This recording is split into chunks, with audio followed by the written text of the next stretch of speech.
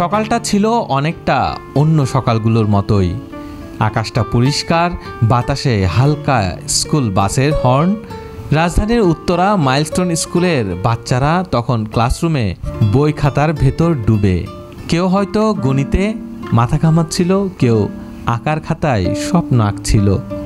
কিন্তু হঠাৎ আকাশ ফুঁড়ে এলো এক ভয়ঙ্কর শব্দ। মুহূর্তেই সব কিছু থমকে গেল। একটি প্রশিক্ষণ বিমান নিয়ন্ত্রণ হারিয়ে সোজা আছড়ে পড়ে মাইলস্টোন স্কুল ভবনে। ধ্বংসস্তূপের নিচে চাপা পড়ে যায় একাধিক প্রাণ। ধোঁয়ায় আচ্ছন্ন চারপাশ, কান্নার শব্দে ভারী হয়ে ওঠে বাতাস। ঘটনাস্থলেই মারা যায় কয়েকজন শিশু। হাসপাতালে অনেকে এখনও মৃত্যুর সঙ্গে পাঞ্জা লড়ছে। অভিভাবকরা ছুটে আসেন ছিন্ন ভিন্ন ব্যাগ, খোলা জুতো আর রক্তমাখা খাতার ভেতর নিজেদের সন্তানকে খুঁজতে। কোনো ভাই তার ছোট বোনকে খুঁজছে, আবার কোনো বোন খুঁজছে তার ছোট্ট ভাইটিকে। তবে এই করুণ ঘটনার মধ্যেও এক অভাবনীয় দৃশ্য দেখা গেল হাসপাতালের সামনে। রক্তদানের জন্য ছুটে এসেছেন শত শত মানুষ। কারো কোনো আত্মীয় নেই আহতদের মধ্যে, তবুও তারা এসেছেন শুধু একটাই পরিচয়ে, মানুষ।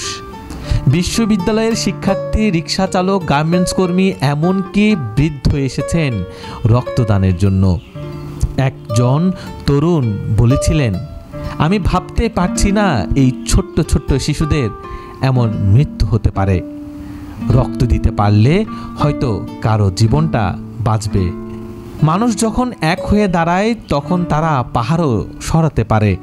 দুর্ঘটনার পরেই আশেপাশের সবাই আহতদের উদ্ধার করতে ঝাঁপিয়ে পড়েন। কেউ নিজের গাড়ি করে নিয়ে গেছেন হাসপাতালে, কেউ ওষুধ নিয়ে ছুটে এসেছেন। এমনকি যেসব পরিবার সন্তান হারিয়েছে তারাও অন্য আহত শিশুদের পাশে দাঁড়িয়েছেন সান্ত্বনা আর সাহসে। এটা কেবল একটা দুর্ঘটনার গল্প নয়, এটা একটি জাতির হৃদয়ের গল্প, যেখানে শোক, দুঃখ আর হাহাকারের মধ্যেও জেগে থাকে আশার আলো, সহমর্মিতা আর মানুষের প্রতি মানুষের ভালোবাসা।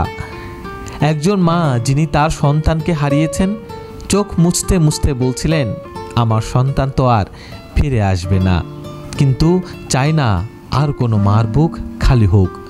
এই মানবিক বিপর্যয়ে আমরা আবারও দেখলাম বাংলাদেশ কেবল একটি ভূখণ্ড নয়, এটি একটি হৃদয়ের নাম, যেখানে বেদনার মাঝেও সবাই মিলে মিশে ভালোবাসা ছড়িয়ে দেয়।